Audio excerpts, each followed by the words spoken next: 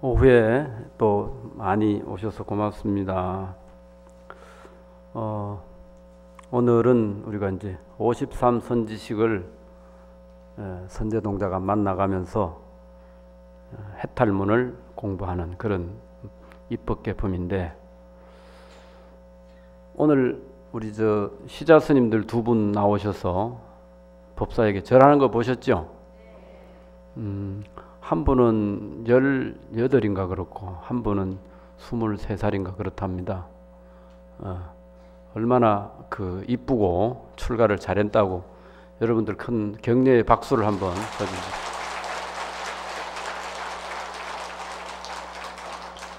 네. 제가 2년 전에 화엄살림에 와서 현담을 강의하면서 좋은 출가자가 많이 나와야 불법이 앞으로 더 융성 발전을 할 수 있다, 그런 말씀을 드린 것 같은데, 젊은 수행자가 많이 나와야 불교의 앞날이 밝다고 이렇게 생각이 되어집니다. 그래서 우리 통도사 성가대학의 학인 스님들이 겨울 한 달 이렇게 추울 때 이렇게 법사 스님들 모시고 이렇게 다니는 거 보면 참 어떤 면으로는 참 복도 많다. 가만히 앉아서 유명한 스님들 법문 다 들으니까 그렇게 생각하지만, 또 한편으로는 저 스님들이 지금 한참 잠이 올 텐데 잠아신 못 자고 법사질 지키느라고 또 애를 쓴다는 생각도 듭니다. 우리가 한국 사회가 농경 문화가 기반이 되고 하다 보니까 또 이 사시사철이 좋아서 혈연관계, 또 땅에 대한 어떤 이런 집착이 많기 때문에 요즘 더구나 살기가 좋으니까 출가하기가 그렇게 쉽지를 않습니다. 근데도 저렇게 일찍 출가해가지고 이제 불문에 들어온 거 보면 참 선제동자가 바로 곳곳에서 이렇게 얼굴을 마주하는구나, 이런 생각이 들 지경입니다. 그러면 이제 오후에도 계속 우리가 공부를 해 보겠습니다. 여러분들 화엄경은 뭐 어렵다 이렇게 생각하면 한정없이 어렵고, 또 쉽다 생각하면 또 한정없이 쉬운 경전입니다. 왜 그러냐 하면 화엄경의 첫 구절은 부처님이 처음 정각을 이루는 장면부터 시작이 됩니다. 그렇기 때문에 화엄경은 총 39품 80권이 모두 주제가 부처님의 성불입니다. 부처님의 성불을 우리가 어떻게 따라할 것인가, 이거에 맞추어져 있습니다. 그리고 이제 그러면 성불해가지고 뭘 하겠다는 거냐? 결국은 보살행을 하겠다는 겁니다. 오전 시간에 우리 선제동자가 선지식을 만날 때마다 어떻게 하면 보살도를 잘 배울 수가 있고 어떻게 하면 보살행을 잘 실천할 수가 있느냐, 이 두 가지 질문을 한다고 했습니다. 근데 이제 여기서 그 많은 품들이 우리가 칠처구해라 이렇게 이야기하는데, 정멸도랑 한 품에서는 부처님의 성불하는 모습을 보여줍니다. 그 속에 뭐 수많은 아까 해탈문, 선지식, 개송들이 나오지만 그 내용은 전부 부처님의 깨달음을 찬탄하기 위한 그런 425개라 그랬죠. 그 해탈문을 쫙 이렇게 설해줍니다. 그러니까 이제 좀 성질 급한 사람은 읽다가 그만둔다는 거죠. 이게 우리가 예전에 기독교의 보물은 신약, 구약 두 권인데 불교의 보물은 8만대장경이다.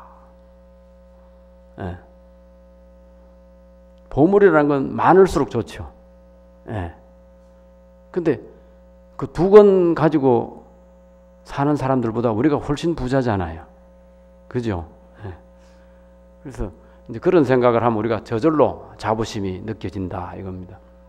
그래서 부처님 보리수화를 정멸도량이라 하는데, 여기서는 그 제일 먼저 공덕산 수미승훈 부처님, 바라밀 선한장원 부처님, 또 최성 공덕회 부처님, 명칭 보문 부처님, 이렇게 네 분의 성불하는 모습을 연이어 보여줍니다. 여러분들 이 자리에 부처님이 오셨다면 여러분들 어떻겠습니까? 존경하는 마음과 법문을 더 잘 듣고 싶은 마음, 이런 마음이 막 샘솟겠죠. 결국 그게 뭐냐? 부처님의 법문을 듣고 너희들도 따라해라 이 말이에요. 그러니까 화엄경에서 제일 먼저 그걸 보여주는 겁니다. 그걸 보여주고 그 다음부터 이제 그러면 어떻게 해야 되느냐? 부처님의 성불을 보여주고 그 다음에 보살의 성불. 보살은 발심한 수행자가 모두 보살입니다. 그래서 그 보살의 성불을 이야기하는 품이 31품입니다. 그러니까 이제 정멸도량에서 6품을 설해놓고 그 다음에 31품 설해버렸거든. 그러면 37품을 설한 거잖아요. 그러면 총 39품 많은 것 같지만 나중에 이세간품하고 입법계품 2품만 남았어요. 여기서는 중생의 성불, 그 중생은 대표적으로 선제동자를 지칭한다는 거죠. 이건 뭐냐?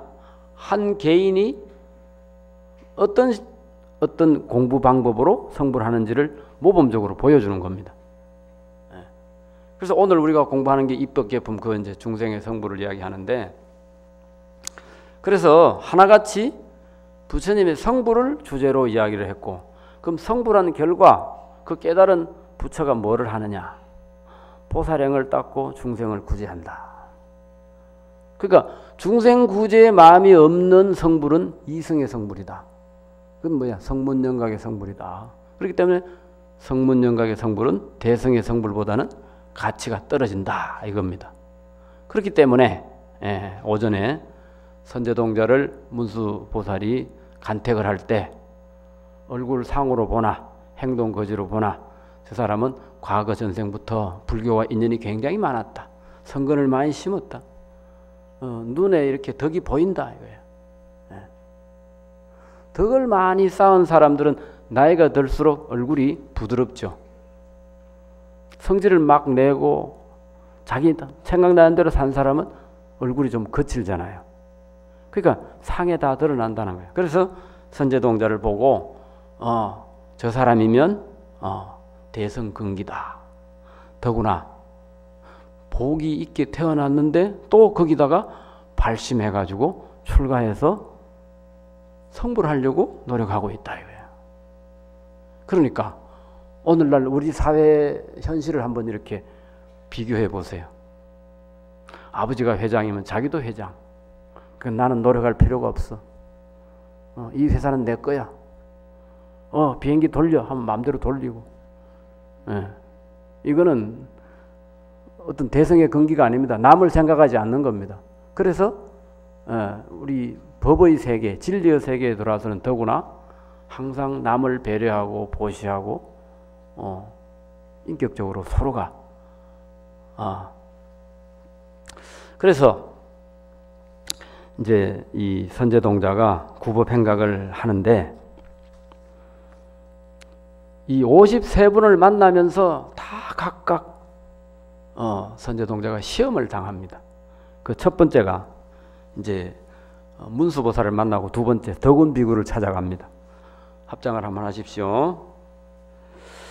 승락국을 향하여 가서 묘봉산에 올랐다. 그 산상에서 동서남북과 내간방과 위와 아래로 살펴보고 찾아다니면서 목마르듯이 덕운 비구를 보려 하다가 이래가 지난 뒤에 그 비구가 다른 산 위에서 거니는 것을 보았다. 보고는 그 앞에 나아가 엎드려 발에 절하고 오른쪽으로 3번 돌고 앞에 서서 말하였다. 거룩하신 이여, 전원님이 안우 따라 삼약삼불이 심을 내어 싸우나 보살이 어떻게 보살의 행을 배우며 어떻게 보살의 행을 닦으며내지 어떻게 해야 보현의 행을 빨리 원만하는지 알지 못하나이다. 듣자온저 거룩하신 이께서 잘 가르쳐 주신다 하오니 바라옵건대 자비하신 마음으로 말씀하여 주소서. 여기서 우리가 이제 특기할 만한 일은 뭐냐면, 선제동자가 묘봉산에 올라서 덕운비구를 목마르게 찾았다. 목마르게 찾았는데 일주일이 지난 뒤에 그 덕운비구가 자기가 만나려고 했던 선지식이 자기가 찾아간 그 묘봉산이 아니고 건너편 저 멀리 있는 산에 거기서 걸어가고 있는 모습을 보았다. 저 사람이 덕운비구다 이렇게 하는 거예요. 그러니까 요즘 같으면 어떻겠습니까? 아이씨, 누가요 뭐 내가 만나러 왔으면 만나줘야지 왜 다른 데 가서 딴짓하고 있어 이럴 거 아닙니까? 그러면 이제 또 속에 아상이 있는 사람은 뭐 다음에 만나자고 내려가 버려요. 그렇죠? 예. 그러니까 이 선제동자는 선지식을 찾을 때 목마르게 아주 꼭 만나야 되는 사람으로 찾았기 때문에 저쪽 산에 있는 사람을 일주일 만에 만나도 반가운 거예요. 한 달 동안이라도 안 만나주면 어떡할 겁니까? 자기가 찾아왔는데. 그죠? 그러니까 일부러 그 선지식이 그 배우려고 한 사람이 온 것을 모르겠어요? 모르고 멍청하게 기다렸다면 그 선지식이 조금 좀 이상한 사람이잖아. 알면서 어떻게 나오는가 보려고 일부러 딴전 피우고 있었던 거지. 그리고 이제 와서 어떻게 하는가 본 거예요. 그러니까 있는 정성을 다 바쳐가지고 거룩하신 이여, 저는 발심을 했는데 어떻게 하면 보살도를 잘 닦을 수 있습니까? 제발 가르쳐 주십시오. 선지식은 잘 가르쳐 주신다고 소문이 자자한데 자비한 마음으로 저에게 말씀해 주십시오. 네. 이게 이제 배우려는 자세가 됐다는 겁니다. 그래서 항상 그 법을 구하는 자세를 보려고 그렇게 하고 있습니다. 그 다음에 이제 전체적으로 이 덕운비구는 염불하는 모습, 우리가 이제 부처님을 생각할 때 어떻게 해야 되느냐, 그것을 가르쳐 줬다.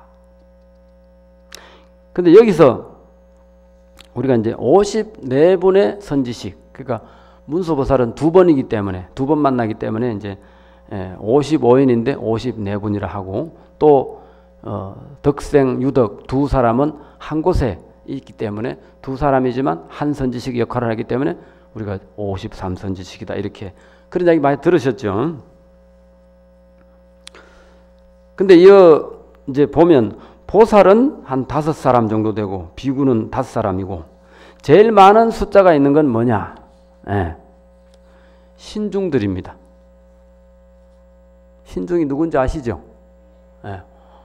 우리 저 법당에 들어갈 때 법당 지켜주는 그 신중들이 나중에 그 십지 이후에 오전 시간에 십신, 십주, 십행, 십회양, 그 다음에 뭐라고요? 십지죠. 시작은 뭐라고요? 십신, 십주, 십행, 십회양, 십지. 요거는 우리 기억해야 돼. 다시 한번 십신, 그 다음에 십주, 십행, 십회양, 십지. 신은 믿음으로 들어간다는 겁니다. 불교가 어려운 이유는 우리가 부처님에 대한 믿음이 부족하기 때문에 그렇습니다. 그 다음에 불교를 쉽게 접하려면 어떻게 해야 되느냐? 부처님이 훌륭한 모습을 보고 부처님이 말씀하신 진리가 훌륭한 그것을 보고 따라 하려고 해야 되는, 따라 하려면 내가 마음을 내야 되죠. 절에서는 신심 다음에 발심이 돼야 된다 그래요. 여러분들도 지금 발심을 했지만 진작에 발심했으면 여러분들 머리 깎았겠죠? 예? 예. 예전에 제가 출가할 무렵에 저를 경봉 스님으로에게 인도해 준 분이 자기는 절에 오면 안 아픈데 집에 있으면 아프대요. 그래가 부처님 법문 듣고 그렇게 건강 유지하고 사는데, 그래서 먹물 옷을 입은 스님들만 보면 합장하고 절을 하고 싶답니다. 그것도 일종의 발심이에요. 그죠? 예. 그러니까 신심과 발심이 있으면 불교가 쉬워집니다. 신심이 없으면 남의 일처럼 느껴지고 발심이 돼야 내 일처럼 받아들인다는 겁니다. 예. 그리고 요즘 세월에 호의호식하고 부귀영화 누리는 그것이 다라고 생각하면 머리를 길러야 돼. 그죠? 근데 그거 가지고 양이 안 차면 그거 남들 다 하는 건 난 하기 싫어. 3계 도사가 돼서 과거, 현재, 미래를 다 아는 그런 큰 스승이 되고 싶다. 이런 생각이 나야 출가를 하는 겁니다. 그래서 근데 제가 말씀드리고 싶은 것은 부처님을 만나려고 가려면 부처님을 지키고 있는 호법신장을 통과해야 되죠. 그죠? 호법신장 중에 제일 많은 숫자가 뭐냐? 주야신입니다.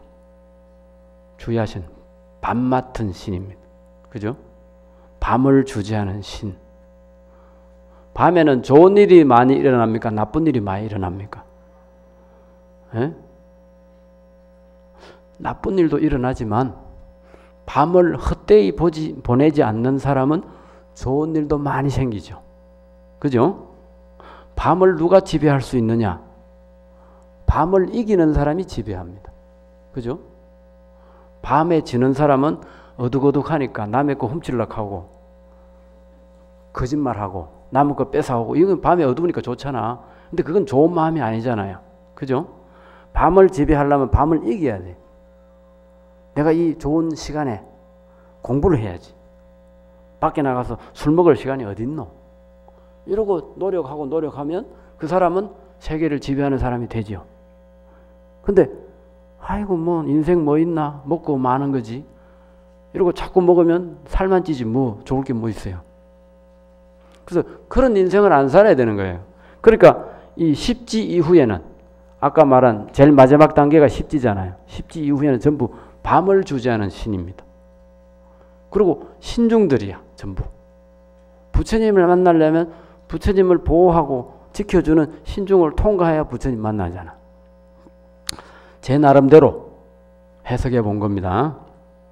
그 다음에 외도도 있고 구강도 있고 천신도 있고 바라문, 또 의사도 있고 뱃사공도 있고, 그러니까 각가지로 여성도 많고, 그렇습니다. 우바세, 우바이 이런 사람도 많고, 어쨌든 그 중에서도 제가 느끼는 것은 신중이 가장 많다는 겁니다. 신중은 10사람이나 돼요. 어쨌든 두 번째 이제 해운 비구, 바닷가에 살면서 바다를 보고 배운 선지식이 바로 해운 비구입니다. 우리가 이제 약창계 공부해 보면 그 선제동자 선지식, 문수사리 최제일, 그 다음에 덕운, 해운, 선주, 승 이러죠. 그러면 덕운, 해운, 선주 요 세 사람은 스님이다 이거. 그 끝에 승, 그죠? 그 다음에 미가, 해탈, 여해당 이렇게 나오죠. 예. 이거 오전에 우리가 이제 근본 법회 법문을 공부를 했고, 오후에는 이렇게 선지식 만나러 다니는 것을 공부하게 되는데, 이제 또 해운비구를 한 만나러 가보겠습니다. 착한 남자야 만일 중생들이 착한 뿌리를 심지 않고는 나눠 따라 삼약삼보디심을 내지 못하나니 보현 본문에 착한 뿌리 광명을 얻어야 하며 참된 길인 삼매의 지효의 광명을 갖춰야 하며 가지가지 광대한 복바다를 내야 하며 희고 깨끗한 법을 자라게 하는데 게으름이 없어야 하며 선지식을 섬기는데 고달픈 생각을 내지 말아야 하며 몸과 목숨을 돌보지 말고 쌓아두는 일이 없어야 하며 평등한 마음이 땅과 같아서 높낮이가 없어야 하며 항상 모든 중생을 사랑해야 하며 생사하는 길을 늘 생각하고 버리지 말아야 하며 여러 경계를 관찰하기를 항상 좋아해야 능히 보리심을 내게 되느니라. 여기도 오전에 이야기한 것처럼 선근을 심어야 된다. 우리가 대성불법을 만나려면 선근을 심어야 된다. 과거 전생부터 자꾸 선업을 닦아야 된다는 겁니다. 뭐가 있으면, 뭐가 생기면 나눠 먹으려고 하고, 내가 돈을 좀 벌었으면 남들도 함께 베풀고 공양도 내고 이런 식으로 생각을 하는 사람이 결국은 그 사람이 이 세상의 주인이 되는 겁니다. 그리고 또 참된 길인 삼매의 지혜광명을 갖추어야 되고, 또 선지식을 섬기는데 고달픈 생각을 내지 말아라. 선지식 스님들 옆에 가보면 선지식도 역시 밥 먹고 빨래하고 화장실 가고 다 하죠.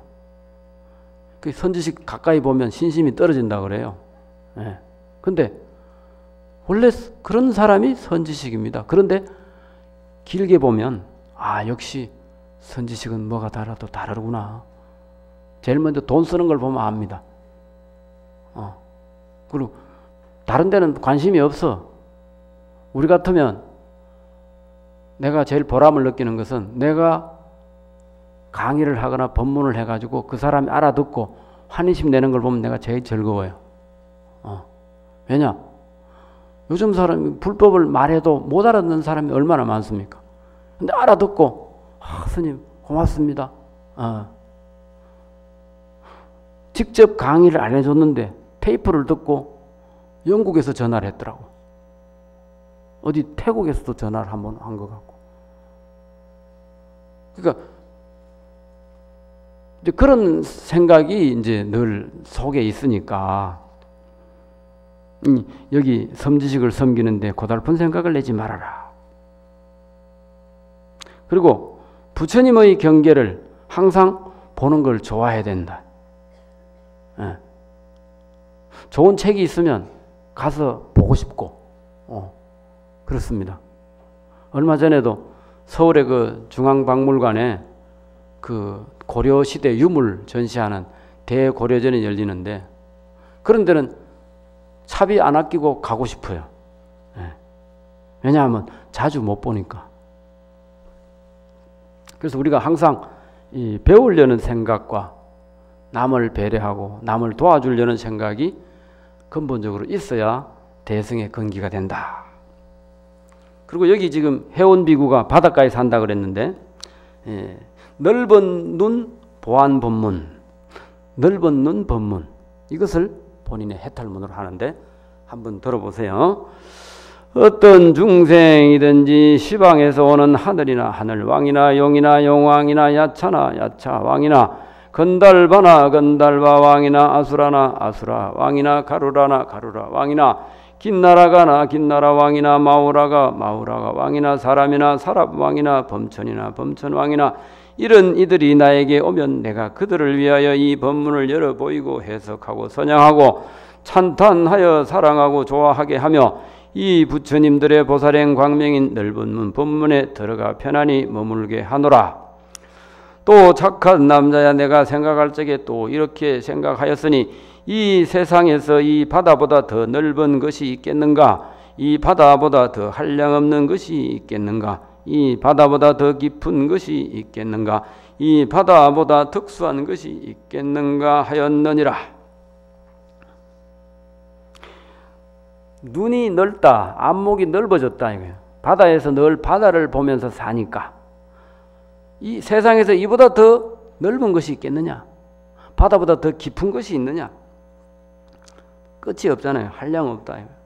이 바다보다 더 특수한 것이 있겠느냐? 바다에는 온갖 진귀한 보물이 다 들어있고 또 세상에서 큰 몸을 가진 육상에서는 코끼리가 제일 크고 해상에서는 고래가 제일 크죠. 고래는 포유동물인데도 바다에서 살아요. 왜냐? 바다는 숨기 좋으니까. 예.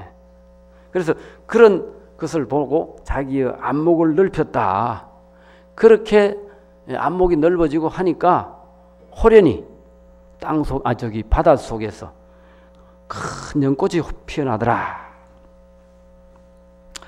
착한 남자야, 내가 이렇게 생각할 적에 이 바다 밑에서 큰 연꽃이 호련히 솟아나는데 이렇게 큰 연꽃은 열애가 출세하시는 착한 뿌리로 일어났으므로 모든 보살이 믿고 좋아하며 시방 세계에 모두 나타나는데 환술과 같은 법에서 났으며 꿈 같은 법에서 났으며 청정한 업으로 생겼으며 다툼이 없는 법문으로 장엄하여 함이 있는 인에 들어갔고 걸림없는 문에 머물러 시방의 모든 국토에 가득하였으며 부처님들의 깊은 경계를 따르는 것이며 수없는 백천급 동안의 그 공덕을 칭찬하여도 다 할 수 없느니라. 여기서 연꽃이 피어난다는 것은 여러분들 우담바라 아시죠? 우담바라가 언제 핍니까? 우담바라는 3000년에 한 번 핀다 이랬죠. 그리고 부처님 성불 하실 때 핀다 그랬죠. 근데 우담바라라는 말은 화엄경 안에는 우담바라라는 말은 잘 없고 우발라화라는 말이 있습니다. 우발라. 근데 우담발라가 우발라가 아닌가 그런 생각이 들어요. 그런데 십지 수행이 끝나면 법은지 보살이 부처가 될 무렵에 큰 연꽃이 피어납니다. 연꽃 중에 제일 큰 연꽃이 청년화입니다. 청년화. 그게 뭐예요? 푸른 연꽃. 그것이 우발라화입니다. 그래서 우발라화는 곧 부처님이 성불을 의미하는 거예요. 그리고 여기도 지금 이 해운비구가 그 보안 법문, 그 해탈문을 얻으니까 상징적으로 연꽃이 바닷속에서 피어나더라 이 말입니다. 그렇기 때문에 이것은 곧 성불을 의미하는 거죠. 그 다음에 이제 네 번째 스님들 중에는 이제 세 번째인데 이 차례로는 네 번째입니다. 선주 비구. 아까 오전 시간에 선주는 뭐가 선주라 그랬죠? 잘 머무는 사람. 그렇죠? 잘 머무는 사람은 잘 사는 사람일 수도 있고 또 우리 불교의 주자는 머무를 주자는 아까 십신, 십주, 십행, 십회양 그랬죠? 여기 십주 10가지 머무는다. 요거는 뭐냐면 내 마음에 부처님에 대한 믿음이 머문다. 정착이 된다 이겁니다. 그러니까 믿음이 있고 그 다음에 믿음이 내 마음속에 정착이 되고 나서 그 다음에는 어떻게 되느냐? 부처님을 따라 행한다. 이게 신주행이죠. 십행을 쭉 하다 보면 내 마음속에 어떤 마음으로 실천을 해야 되느냐? 회양하는 마음으로 실천해야 된다. 그래서 십행 다음에 십회양입니다. 그죠? 그 다음에 십지라. 십지는 뭐냐? 부처님에 대한 믿음이 정착이 되고 그 다음에 실천하고 회양을 잘하면 그 다음에 그 사람이 땅에다가 무엇을 심으면 콩 심으면 콩 나고 팥 심으면 팥 나요. 원인과 결과가 정확하게 나타난다는 겁니다.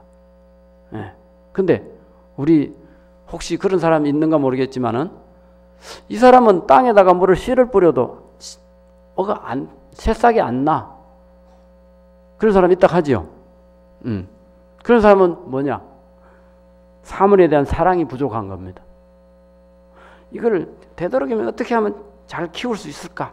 정성스럽게 하면 다 나는데 건성건성 그냥 심으면 안 나죠.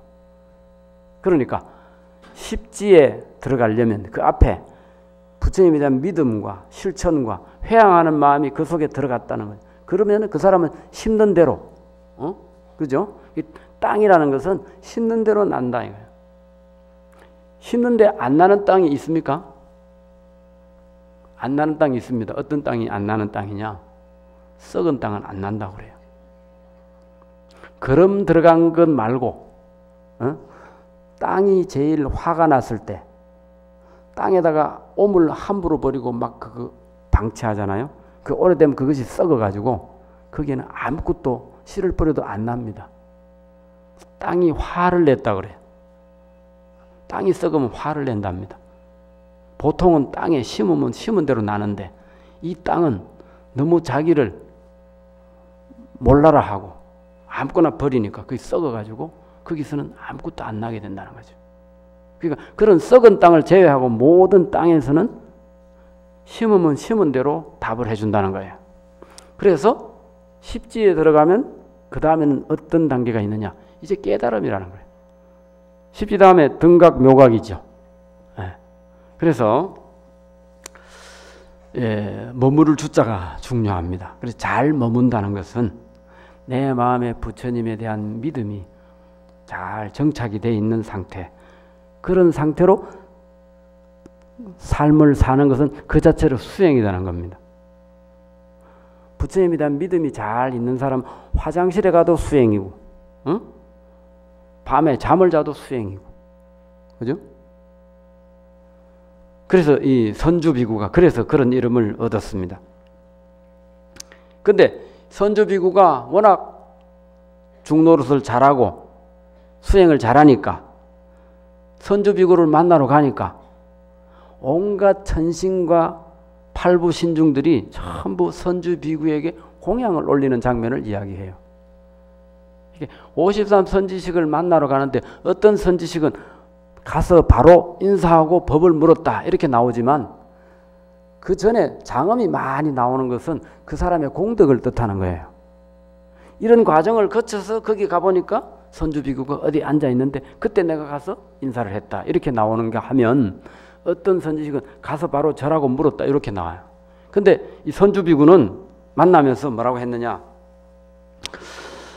이 비구가 허공에서 거니는데 수없는 하늘들이 공경하고 둘러 있어 하늘꽃을 흩으며 하늘 풍류를 지으니 수없는 번기 단기와 비단들이 허공에 가득하여 공양하고 여러 용왕들은 허공에서 푸사이한 침수양 구름과 내성과 번개를 일으켜 공양하고 긴나라 왕은 여러 음악을 연주하여 법다에 찬탄하면서 공양하며 마우라가 왕은 부사이한 보드라운 의복을 허복경에 가득하게 베풀고 즐거운 마음으로 공양하고 아수라 왕은 부사이한 많이 보배의 구름을 일으키니 한량없는 광명과 가지가지 장엄이 허공에 가득하여 공양하며, 이렇게 팔부신중이 다 공양하라고 천신들이 공양을 한다. 이건 뭐냐? 도를 잘 닦았다. 수행 잘하고 있다는 겁니다. 여러분 혹시 착하게 사는 사람은 하늘에서 복을 준다는 소리 들어보셨어요? 그 옛날에는 복을 주는데 요즘에는 착하게 살면 복을 안 줄까요? 아니겠죠? 제가 이 입법계품을 이렇게 공부하면서 보니까 부처님과 보살을 따라다니면서 심부름하는 하늘이 있어. 이 천신입니다. 그것이 이제 팔부신중이 될 수도 있고 그냥 천신이 될 수도 있어요. 그 하늘들이 부처님을 호위하고 그리고 시중 들면서 오늘 만약에 여러분이 다니시는 절, 뭐 통도사도 좋고 어디 암자도 좋고 어디 본인들이 다니시는 절이 있겠죠. 거기 가서 열심히 기도하고 열심히 사경을 하든지 절을 하든지 그렇게 하면 하늘이 그걸 다 보고 있다는 겁니다. 응? 제가 한 5년 전인가 여기 화엄살림에서 그런 이야기를 한 적이 있습니다. 제가 경전 강의를 잘하려고 열심히 한 1년 넘게 화엄경 사경을 쫙 하고 나니까 어떻게 알았든지 마치는 날 선물 보따리를 이만큼 누가 들고 왔어. 그래가지고 회양하고 싶다는 거야. 자기도 1년 동안 시장에서 장사를 하는데 하루에 얼마씩 이래 넣어서 모았는데 오늘 회양하는 날이라. 내가 법당에서 이제 화엄경 다 읽었다 하고 끝나고 딱 나오는데 그거 만났어. 아 그래요? 그럼 법당에 들어가세요 하니까 스님 이게 너무 보잘것없어서 법당에 올리기가 뭐하고 그냥 삼성각에 올리겠습니다. 아, 그러세요. 그 사람이 지금도 안 나타나는데 그때도 처음 왔어. 어떻게 왔습니까? 표지판 보고 왔대요. 그 내가 이게 하늘에서 누가 보는가 보다. 내 기도 마치는 거 하고 이 보살 회양하려는 거 날이 딱 맞았잖아. 그래서 제가 입법개품 보면서 이거구나. 우리 경을 늘 보는 스님들은요, 우리 경자 봉자 큰 스님도 그런 말씀하셨는데, 이 거물에 한 코에 고기가 걸리지, 여러 코가 있어야 이 물고기가 걸리는 게 아니라는 거지. 한 코에 딱 걸린다는 겁니다. 근데 입법개품에 보니까 바로 이 장면에서 부처님을 모시고 다니는 심부름 하늘, 열애사천이라 이럽니다. 열애 여자, 그죠? 열애는 아시죠? 그 다음에 이제 사신할 때 사자, 그 다음에 하늘 천자, 이 심부름 하늘이라는 거예요. 그 심부름 하늘이 다니면서 부처님이 저기 가서 저 사람 소원 해결해 주라 하면 가서 해결해 준다는 거예요. 예. 그렇기 때문에 옛날에 착하게 사는 사람은 아무 것이야 너 복 받아라 하고 뭘 뜯어준다잖아. 그게 하늘에서 공창이 울린다 그래요. 그게 누가 하는 거냐? 여러분이 열심히 기도하면 부처님이나 보살들이 보고 있다가 저 사람 도와주라. 그렇게 한다는 겁니다. 그렇지 않고 어떻게 내가 1년 넘게 사경 마치는 그날 그 보살이 1년 동안 돈 모은 것을 그래가 그 300 몇만 원 갖고 왔더라고. 그때 우리 초파일에 늘 아이들 장학금을 줬거든요. 그래가지고 그때는 그랬는데 이 입법개품 그 번역하고 하면서 그걸 발견해가지고 이래서 옛날에 참 하늘에서 여러분들 법화경 보신 분 계세요? 법화경에 보면 제일 첫 장면에 하늘에서 꽃비가 내린다 그래요. 천우사화라고 하늘에서 꽃비가 4가지나 내린다. 그 누가 그 꽃을 뿌렸습니까? 선신들이? 그렇죠? 지금 겐토로 이야기하는 겁니까? 알고 하는 겁니까? 화엄경 어디 가면 내가 어느 품이라고는 생각을 못 하는데 어느 품에 보면 도리천의 천신들이 법화경 설하는 걸 보고 하늘에서 꽃을 뿌린다는 거야. 뿌리니까 받지. 안 뿌리는데 그래서 내가 도리천의 천신들이 뿌리는구나. 도리천신이 33개가 있다 그러잖아. 33천의 하늘. 이 지상에서 제일 가까운 하늘이 어떤 건지 아세요? 우리 울산불교대학 출신인가? 사왕천의 하늘이 제일 먼저, 그 다음에 도리천이에요. 사왕천이나 도리천의 하늘의 천신들이 부처님이 법화경이나 대성경전 설하는 걸 보면 환희심이 나서 꽃을 뿌린답니다. 인도에는 워낙 꽃이 많아요. 흔해. 그래서 그것을 이제 축하하는 의미로 그렇게 하는데, 여기도 지금 선주비구가 워낙 이렇게 도를 잘 닦고 이렇게 수행을 잘하니까 이렇게 팔부신중과 이런 사람들이 다 이렇게 공양을 올리고 이렇게 하는 겁니다. 그러니까 어떻게 됐습니까? 자, 이제 이 선주비구가 하는 걸 한번 보겠습니다. 착한 남자야 나는 이 신통한 힘을 얻었으므로 허공 중에서 다니고 서고 앉고 눕기도 하며 숨고 나타나기도 하고 한 몸도 나타내고 여러 몸도 나타내며 장벽을 뚫고 나가기를 허공처럼 하고 공중에서 가보자 하고 자유롭게 가고 오는 것이 나는 새와 같이 하며 땅속에 들어가기를 물과 같이 하고 물을 밟고 가기를 땅과 같이 하며 온몸의 아래와 위에서 연기가 불꽃이 나는 것이 불더미 같으며 어떤 때는 모든 땅을 진동케 하고 어떤 때는 손으로 해와 달을 만지기도 하고 키가 커서 범천의 궁전에까지 이르기도 하고 사르는 향 구름도 나타내고 보배 불꽃 구름도 나타내고 변화하는 구름도 나타내고 광명 그물 구름을 나타내미 모두 넓고 커서 시방 세계를 두루 덮기도 하노라. 이런 신통을 부린다. 여러분 신통 이렇게 부리는 거 보면 부럽죠. 다른 거는 몰라도 이건 하고 싶죠. 그게 중생심이야. 그죠? 근데 이 스님들 사는 모습이 사실은 이와 같아요. 신통이라는 게 어떤 거냐 하면 내가 해야 될 일은 하고 안 해야 될 일은 안 하는 게 신통입니다. 그죠? 예. 재벌들 갑질하는 건 안 따라하고, 그죠? 예. 돈이 없는데도 40년 전에 빚진 거 죽기 전에 갚고 죽으려고 돈 갚는 건 뉴스에 한 번씩 나오죠. 그런 건 따라 해야 되는 거야. 그러면 세상이 모두 칭송을 해요. 그럼 그런 사람은 제천이 공양을 한다고, 천신들이 공양을 하고 팔부신증 옹호를 해요. 그 사람을 누가 해치려고 하면 다 막아줘. 그렇죠? 스님들 도 잘 닦는 스님들이 누구한테 돌팔매질 당하면 여러분들이 막아줄 자신이 있어요? 그 사람이 진짜 중도로 잘하는지 안 하는지 몰라서 못 하겠어요? 예. 나중에 내가 한번 그렇게 한번 해봐야지. 내가 와서 도와주는가. 스님들을 여러분들이 지켜줘야 됩니다. 제가 서울에 있을 때 종자 범자 스님 절에, 처음에는 조그마한 절에 사셨는데 스님이 평소에 늘 절에서 법문을 하시고 하는데 봄이 되면 한 번씩 어디 출장 법회를 하십니다.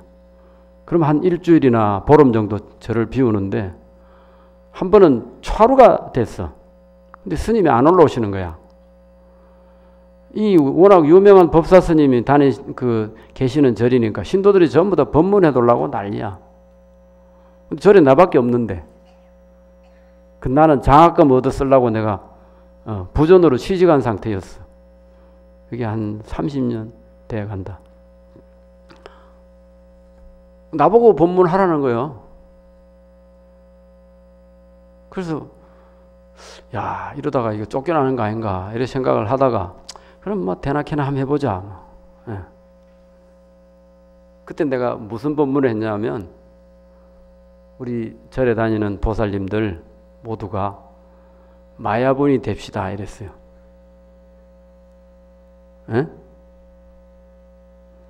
우리가 통도사를 이래 열심히 다니는데 통도사에서 공부하는 학인 스님 또 선방의 스님들 그 중에 한 사람이라도 부처를 만들면 여러분은 전부 마야부인이 되는 거예요.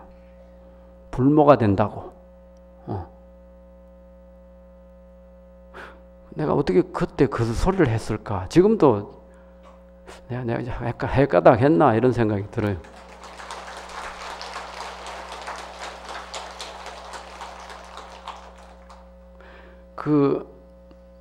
이제 제가 맡은 부분은 아닌데 이 뒤에 보면 마야부인이 나옵니다. 부처님 가족사가 나오는데 구바 여인하고 그다음에 마야부인이 나옵니다. 그 앞에 또 룸비니 주림신도 나오고 룸비니 숲에 부처님 나셨잖아요. 근데 그 세 사람 이야기가 시리즈로 나옵니다. 앞선이 뒤서거니 하기. 근데 마야부인 쪽에 보면 내가 과거 전생에 보살행을 닦으면서 원력을 세우기를 세세생생토록 내 배를 통해서 내 몸을 통해서 부처를 낳아지이다. 그랬다는 겁니다. 그래서 법화경 같은 데 보면 안한 존자는 가는 곳마다 부처님의 법을 기억하는 그런 법장 비구가 되고 그 다음에 라후라는 부처님의 아들로 태어나고 이래가 부처님 교화를 돕는다는 거예요. 이 화엄경 입법에 보면은 쿠바 여인은 본래는 부부가 되기를 원했는데 이 서가 전생에 태자로 있을 때 그 여인이 천민이긴 하지만 워낙 행동거지가 올바르고 모든 것이 타의 모범이 되기 때문에 나는 당신과 결혼을 하고 싶어서 당신을 택하는 것이 아니다. 나는 내가 세세생생 도를 닦으려 하고 또 선근을 심는 그런 도반이 되려고 한다면 나하고 인연을 맺자. 이래가지고 구파 여인과 부부 여인을 맺습니다. 그러면 나중에 부처님 출가해 버리잖아요. 그러니까 구파여인이 거기서 원력을 세우기를 세세생생 다른 사람에게 보시할 뭐가 없으면 자기를 보시해 주세요.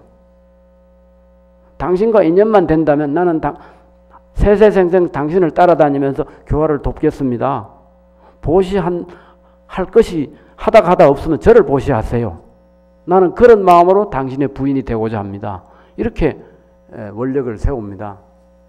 그래서 구파 여인이 그런 인연이 있고, 그 다음에 이제 마야 부인이 나와가지고 나는 세세생생 과거 천불 시대에도 나는 부처를 낳은 어머니고, 현재 천불에도 부처를 낳은 어머니고, 내생의 천불도 내가 세세생생 부처의 어머니가 되겠다. 이렇게 원력을 세워. 그래서 입법계품을 보면서 내가 이거 보지도 않고 그때 어떻게 그래 30년 전에 그 법문을 했을까. 이 첫 번 법회니까 내 기억이 나는 게 중간 같으면 내가 기억을 못 하는데, 어쨌든 여러분, 우리가 해마다 이렇게 화엄살림을 하면서 이런 원력을 세우고 그렇게 해야 되고, 지금 이제 마지막에 제가 소개하고 싶은 분이 있는데, 저는 8번째까지만 해야 되는데 14번째 구족우바이를 내가 미리 좀 할게요. 오늘 오전에 주의스님이 땡겨서 해도 된다 하더라고. 이 내용이 워낙 좋아가지고. 구족우바이는 조그마한 그릇을 하나 가지고 온 자기를 찾아온 사람에게 음식 보시를 하는 사람입니다. 근데 그 음식을 이렇게 하는데, 선제가 들어가니 그 우바이가 보배 자리에 앉았는데 젊은 나이에 살결이 아름답고 단정하며 소복 단장에 머리카락이 드리웠고 몸에는 영락이 있으며 거룩한 모습에는 위덕과 광명이 있어 불부사를 제하고는 미칠 이가 없으며 그 동료들의 몸에서는 묘한 향기가 나서 모든 곳에 풍기니 중생들이 이 향기를 맡기만 하면 물러가지 아니하며 성내는 마음도 없고 원수가 맺지도 않으며 간탐하는 마음, 아첨하는 마음, 구부러진 마음, 미워하고 사랑하는 마음, 성내는 마음, 못난이 마음, 교만한 마음이 없고 평등한 마음을 내고 자비한 마음을 일으키고 이익해 하는 마음을 내며 계율을 지니는 마음에 머물러 탐하는 마음이 없으며 그 소리를 들은 이는 기뻐하고 그 모습을 보는 이는 탐욕이 없어지는 것이다. 착한 남자의 나는 보살에 닿지 않는 복덕장 해탈문을 얻었으므로 이렇게 작은 그릇에서는 중생들이 갖가지 욕망을 따라서 가지가지 맛 좋은 음식을 내어 모두 배부르게 하느니라. 음식 공양으로서 중생들의 욕심을 채워주는데, 단순히 먹고자 하는 욕심을 채워주는 것이 아니고 이분이 보시하는 음식에서는 향기가 난다 이거예요. 이 향기 나는 밥이라는 건 뭐냐? 유마경에 보면 향기 나는 밥에 대해서 향적 불품이 있는데, 향적 불품에는 이제 그 향적 열애가 사시는 곳에 그 향기 나는 밥에 대한 이야기가 있고, 그 다음에 보살행품에 보면 유마거사가 문수보살로 인해서 부처님을 예배하고 이렇게 뵙고 있는데, 안한존자가 그걸 이상하게 생각해가지고 묻대. 세존이시여 지금 맡은 향기는 옛날부터 있지 않던 것입니다. 이것은 무슨 향기입니까? 이러니까 이것은 저 보살들의 모공에서, 털구멍에서 나는 향기니라. 사리불도 말하였다. 우리의 모공에도 또한 이러한 향기가 납니다. 그 향기가 나온 것을 물으니까 밥은 향기 나는 밥입니다. 향기 나는 밥이다. 이 향기 나는 밥은 보통 사람이 먹으면 소화를 할 수가 없어. 근데 도 닦는 사람이 이 밥을 먹으면 7일이 지난 뒤에 비로소 소화가 된다는 겁니다. 만약 성문이 아직 바른지에 들어가지 못하고 이 밥을 먹은 사람은 바른지에 들어가고 난 뒤에 소화가 되지, 그전에는 소화가 되지 않는다. 대승의 뜻을 갖고 있는 사람은 먹는 대로 바로 소화가 된다. 이미 무생법인을 얻고 나서 이 밥을 먹는 사람은 일생보채 이른 후에 소화가 될 것이다. 이게 뭡니까? 결국은 내가 올리는 그 향기나는 밥을 먹고 모든 스님들이 부처가 되어지이다 하는 겁니다. 예. 남들이 볼 때는 어떻게 볼 때는 그냥 밥, 음식 보시하는 것 같지만 그것은 곧 성불의 음식이다. 그러니까 그런 정성을 모아가지고 스님들에게 공양을 하면 그 밥을 먹은 스님들이 전부 성불을 하게 되면 여러분이 모두 부처님의 어머니가 되지 않겠느냐. 그래서 오늘날 우리가 출가하는 스님 숫자도 적고 한데 기왕에 들어와 수행하는 스님들을 모두 부처를 만드는 그런 원력을 세워서 우리가 하다 보면 절에서 좋은 소식이 들리고 하면 또 다른 사람들, 아까 우리 절한 10대, 20대 스님들이 탄생해서 한국 불교가 점점 더 좋아질 것 같습니다. 그래서 우리가 항상 이렇게 53 선지식을 만나는 마음으로 절에 오셔가지고 기도도 하고 그 다음에 여러분들이 올린 공양을 먹고 스님들이 모두 성불하는 그런 통도사 화엄살림이 되었으면 좋겠습니다. 감사합니다.